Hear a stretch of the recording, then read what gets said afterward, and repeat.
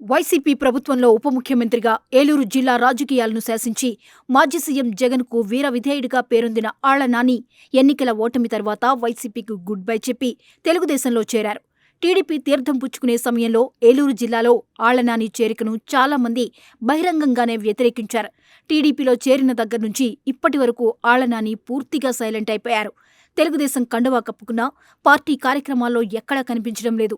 Telugu Desam party ప్రతిష్టాత్మకంగా చేసే మహానాడు కార్యక్రమం అనంతరం ఆళ్ల నానికి జిల్లా టీడీపీ అధ్యక్ష పదవి కట్టబెట్టే అవకాశాలు ఉన్నాయని ఆయన అనుచరుల వర్గం ఏలూరు నియోజకవర్గంలో ఊదరగొట్టేస్తున్నారు. ఇప్పటి వరకు ఏలూరు జిల్లా టీడీపీ అధ్యక్షుడిగా పనిచేసిన గన్ని వీరాంజనేయులకు డీసీసీబీ చైర్మన్ పదవితో పాటు అప్కాబ్ చైర్మన్ పదవి కేటాయించడంతో ఇప్పుడు టీడీపీ జిల్లా అధ్యక్షుడు ఎవరు అనే దానిపై ఊహాగానాలు చెలరేగుతున్నాయి.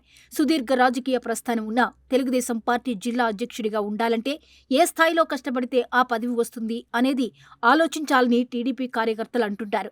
ఎన్నికల్లో టీడీపీపై పోటీ చేసి ఓడిపోయి అధికారంలో ఉన్నప్పుడు తెలుగుదేశం పార్టీ నేతలపై కేసులు పెట్టి జైలుకు పంపించిన వైసీపీ నేతలను పార్టీలో చేర్చుకోవడమే ఎక్కువ.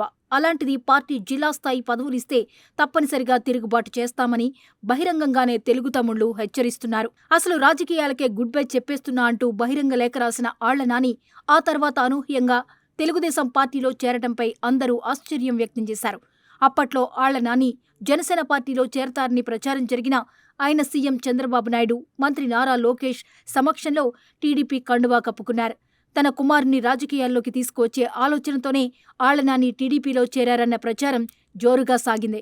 ఏలూరు కార్పొరేషన్ ఎన్నికల్లో ఆళ్ల నాని హయాంలో వైసీపీ గతంలో ఎన్నడూ లేనంత మెజార్టీ సాధించింది. 47 డివిజన్లు ఆ పార్టీ గెలుచుకుంది.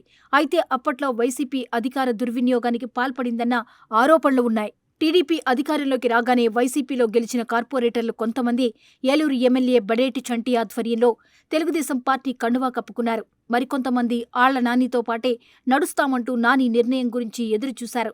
ఆళ్ల నాని సీఎం చంద్రబాబు సమక్షంలో టీడీపీలో చేరినప్పుడు తమను కూడా తీసుకువెళ్లి సముచిత స్థానం కల్పిస్తారని ఆశించిన కార్పొరేటర్ల ఆశలపై ఆళ్ల నాని నీళ్లు చల్లారనే చెప్పుకోవచ్చు.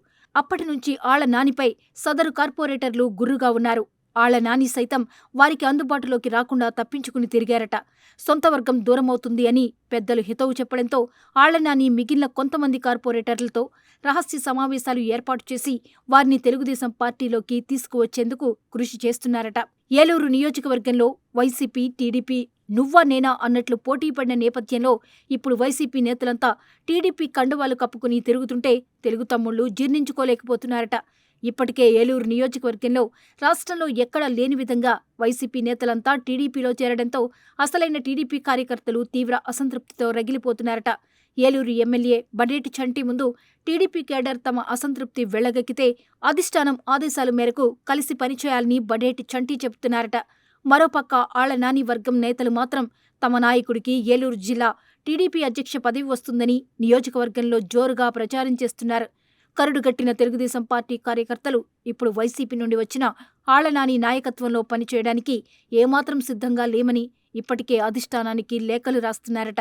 కడప జిల్లాలో జరిగే మహానాడు తర్వాత ఏలూరు రాజకీయాల్లో పెను మార్పులే జరగబోతున్నాయన్న ప్రచారం జరుగుతుంది.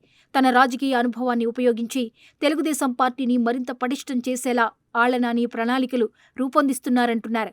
అదలా ఉంటే తనకు పదవులు ఏమీ అక్కర్లేదని, తాను సామాన్య కార్యకర్తగానే ఉంటానని అధిష్టానానికి ఆళ్ల నాని చెప్పారని ఆయన సన్నిహితులు చెబుతున్నారు.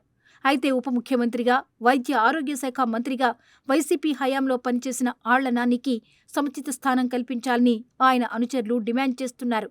మరి టీడీపీ అధిష్టానం ఆళ్ల నాని విషయంలో ఎలాంటి నిర్ణయం తీసుకుంటుందో చూడాలి.